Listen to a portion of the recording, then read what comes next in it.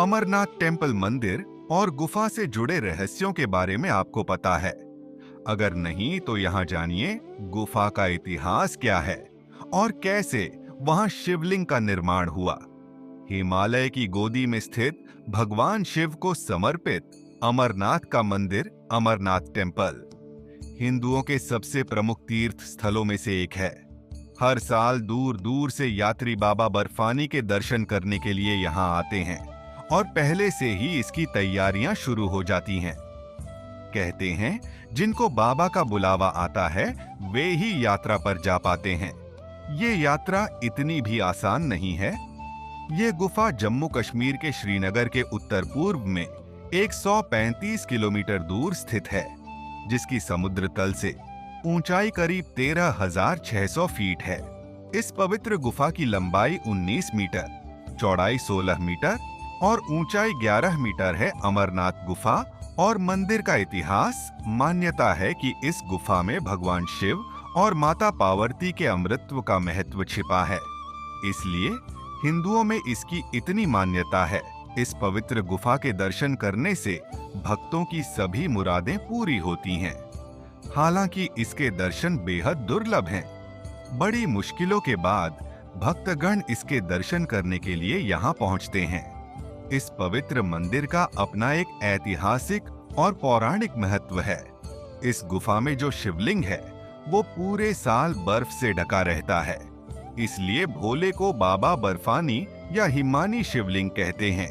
इस पवित्र हिमलिंग के दर्शन करने दूर दूर से भक्तजन यहाँ पहुँचते हैं। अमरनाथ की यात्रा पूरे साल में करीब 45 दिन की होती है, जो ज्यादातर जुलाई और अगस्त के बीच में होती है। आषाढ़ पूर्णिमा से लेकर भाई बहन के पावन पर्व रक्षाबंधन तक होने वाले पवित्र हिमलिंग दर्शन के लिए दुनिया के कोने कोने से शिव भक्त अमरनाथ यात्रा पर जाते हैं। गुफा में क्या है खास? इतिहास में इस बात का भी जिक्र किया जाता है कि महान शासक आर्य राजा कश्मीर में बर्फ से बने शिवलिंग की पूजा करते थे।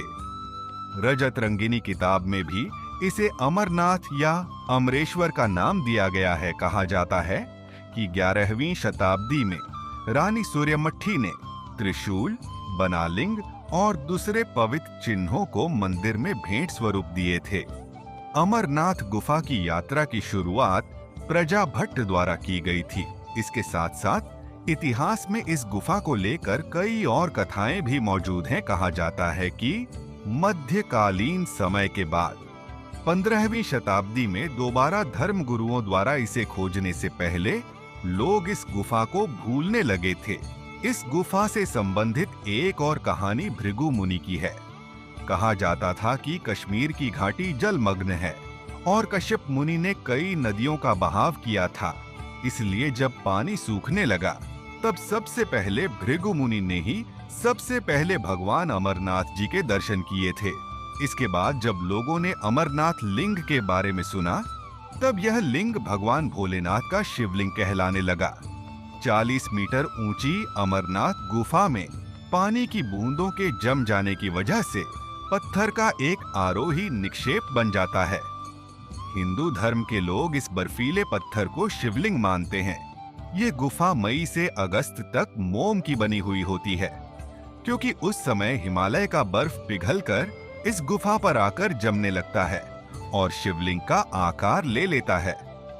कहा जाता है कि सूर्य और चंद्रमा के उगने और अस्त होने के समय के अनुसार इस लिंग का आकार भी कम ज्यादा होता है, लेकिन इस बात का कोई वैज्ञानिक सबूत नहीं है। हिंदू मान्यताओं के अनुसार यह वही गुफा है जहां भगवान शिव ने माता पार्वती को जीवन के महत्व के बारे में समझाया था। दूसरी मान्यताओं के अनुसार बर्फ से बना हुआ पत्थर पार्वती और शिवजी के पुत्र गणेश जी का प्रतिनिधित्व करता है। इस गुफा का मुख्य वार्षिक तीर्थ स्थान बर्फ से बनने वाली शिवलिंग की जगह ही है। पौराणिक कथाओं के अनुसार एक बार महादेव अमरनाथ की गुफा में माता पार्वती को मोक्ष का रास्ता दिखाया था।